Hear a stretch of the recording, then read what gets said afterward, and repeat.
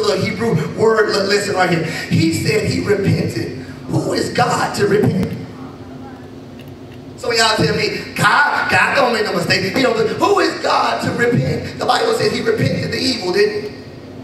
Y'all get quiet. Somebody say yes. He didn't say it? So I want you to understand something.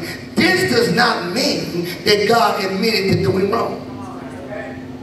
You understand what repent means in the Hebrew sense? It does not mean that God, he admitted to doing wrong, because he makes no mistakes. So we only say that during funerals, don't we? That God makes no mistakes. But I'm going to tell you right now, in your everyday life, God makes no mistakes. There's some times that you can't find your keys in the morning time, and God wants you to be late that morning. Y'all don't want to clap on that, but it's the truth. There's some times that God said, no, I held you up on purpose. I know you wanted to get there, and you getting all mad at me, talking about, Lord, where my keys? I got to find my keys. God said, there's a wreck on the way, and I want you to be held up, because I make no mistakes. The song says that God is intentional. Y'all better get me. He's intentional. He knows what he's doing. So the Bible says that he repented, but he's not admitting that he was wrong. He's not admitting he made a mistake. He was telling them that even though he had to keep his word and afflict them due to their rebellion and due to their sin, he still loved them, and it grieved him to see them suffer. I'm going to give you a word that should break something inside your life. You can honestly deserve what God has allowed to happen in your life. Have you ever honestly deserved everything that God was doing in your life?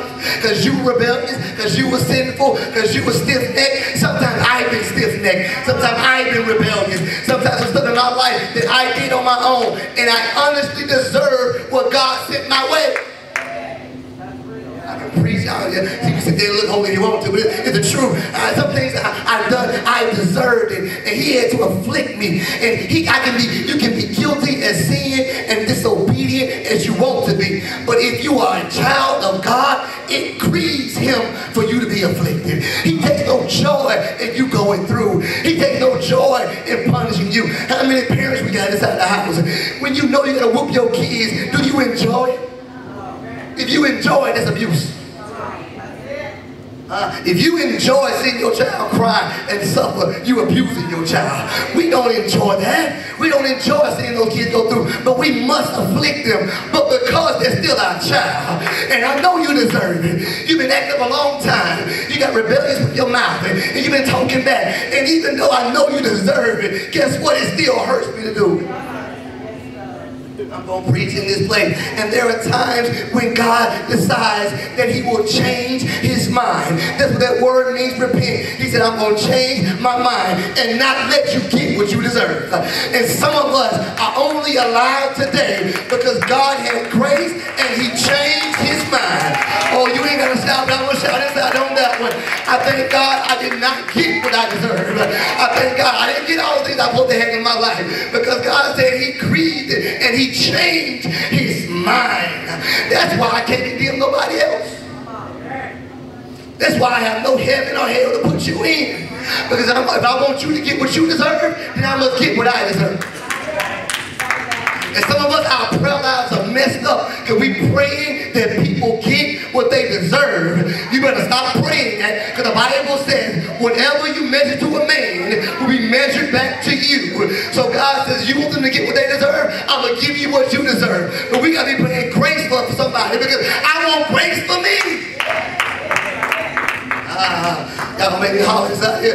If you are being chastised because of your sin, because of your shortcoming and your lack of commitment, don't think that God can change his mind and decide to pull back the oppressor for your sake. That's how much God loves his people. You can deserve everything that you're getting and more, and he will still decide that you've been through enough, and he'll say, I'll make it stop anyway. Can be real inside here. If your parents, sometimes your child didn't get the whooping you wanted to give to them. Sometimes they didn't get the punishment you really want them to have. But you felt grieved and you felt grace for him and you felt sorry for them. You said, I'm not going to put you on punishment for a whole 9 weeks. I'll give you about 8 weeks though. Y'all didn't hear me inside. But God said he will begin to have mercy on us. But repent also means to turn. Somebody say turn. Every action has an equal and opposite reaction.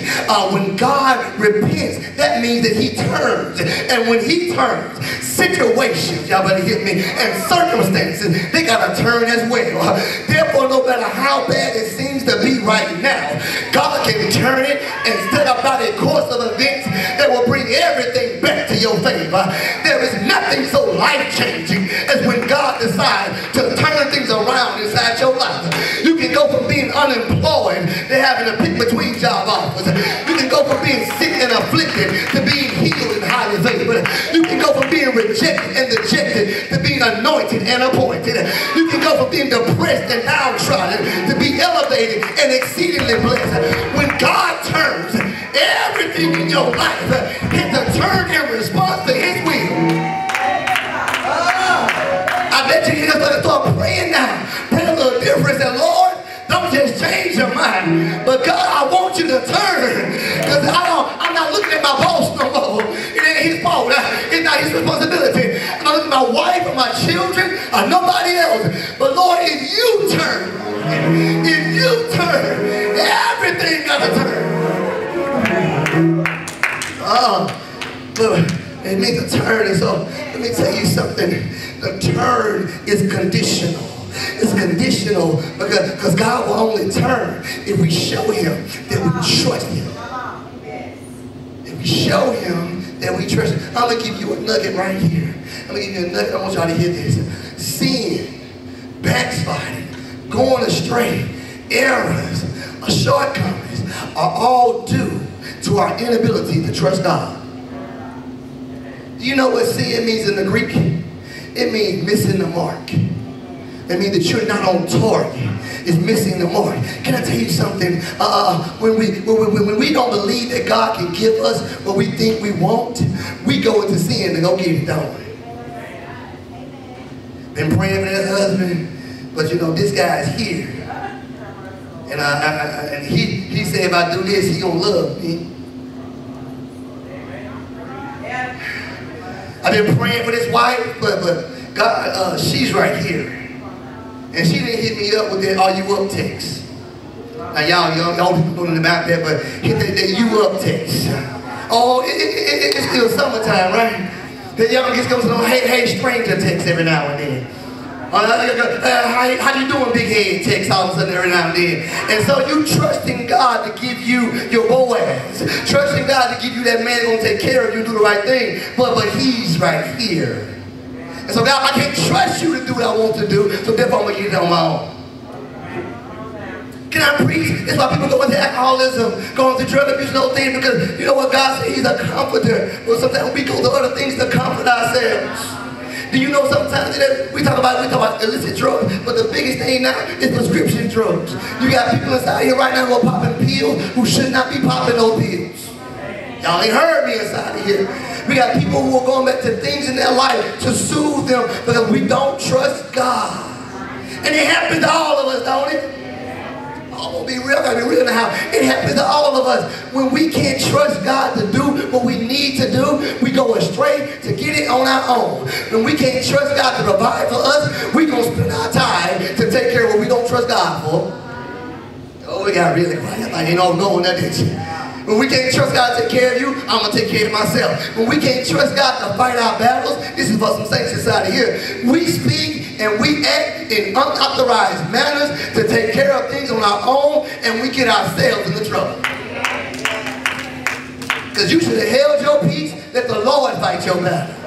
See, some of y'all say, wait, I ain't doing all of this that the pastor talking about. But some of us do that right there, though. Man, Bishop Gully said something on Friday night. I said, you know, it's a big thing for men and women to say this. You know, God to say this. He said, I know exactly what takes my wife off. I know exactly what's going to push her money. So you don't be married to somebody 30-something years and not know how to make them mad. My wife knows the exact thing to say to me. I know the exact thing to say to her. Can I be pretty coming real inside of here? And the issue is, when you go ahead and say it because you're mad, you now step into sin. Stop calling it the issue. Stop calling it the shortcoming. It's sin. And the problem with the reason why we never get out of it, we never call it what it is. We never diagnose it right. Well, Pastor, I ain't in the club no more. I ain't doing this. I ain't drinking. I ain't doing that. But the Bible said all unrighteousness is sin. So therefore, I got to be in the altar right beside somebody. Y'all ain't heard me. And I can't tell you something. I believe this church be full of deliverance. And we had real saints that come to this altar and repent about some stuff right beside somebody who did some stuff that you think is just so far out there. But they say, no, if they can repent, I can repent. I don't see it as a bad place no more. The altar is a place of slaughter. It's a place to put some stuff on it. Lord, you take it. I don't want it. Lord, you burn it up in me. See, I'll be real. I ain't gonna be one of the pastors who preach on just young people and their problems all the time. Preaching on the newly saved people and their problems all the time. We got some stuff in us that we got to get out of us too, amen? You see, but God is ready to turn it if you trust Him enough to stay there. It only takes one act of trust to turn the course of events in our lives.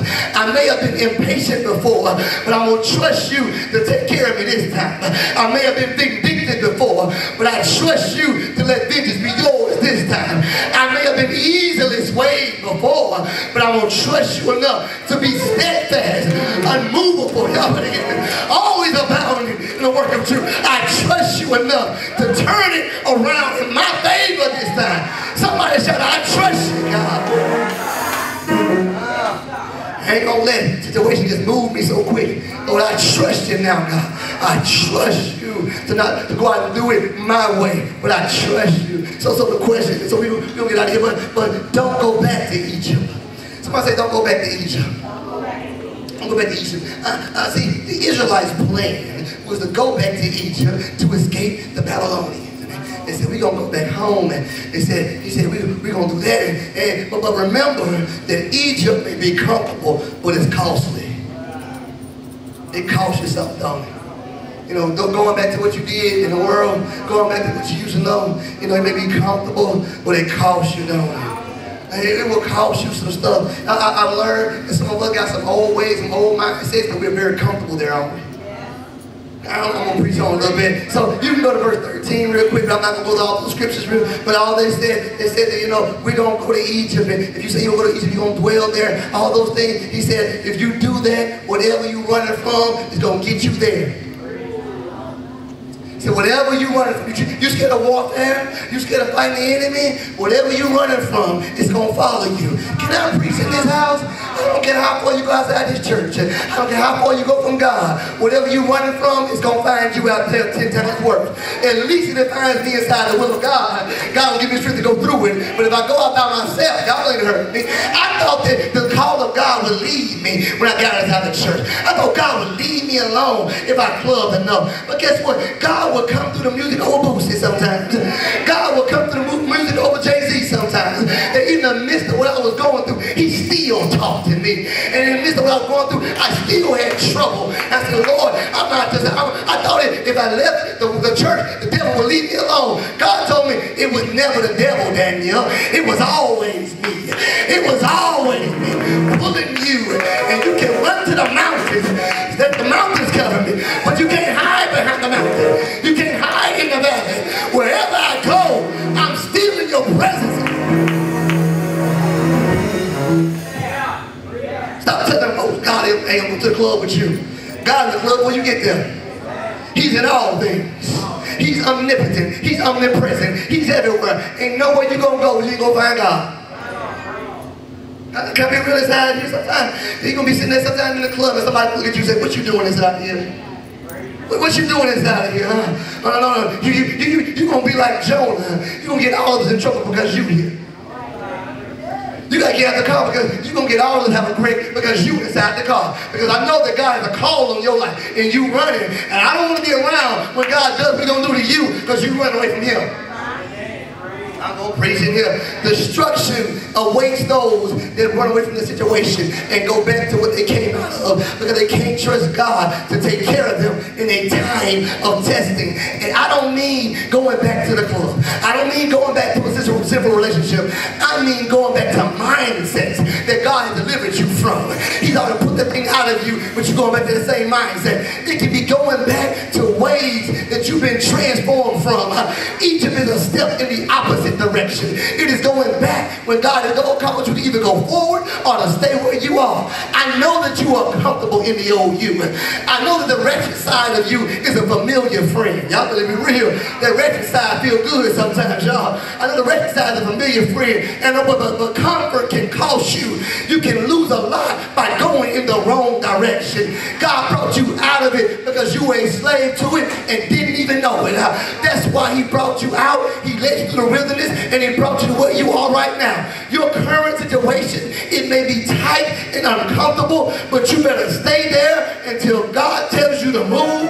Don't go back to what you came out of, because God says, I'm going to turn things around if you would just stay there.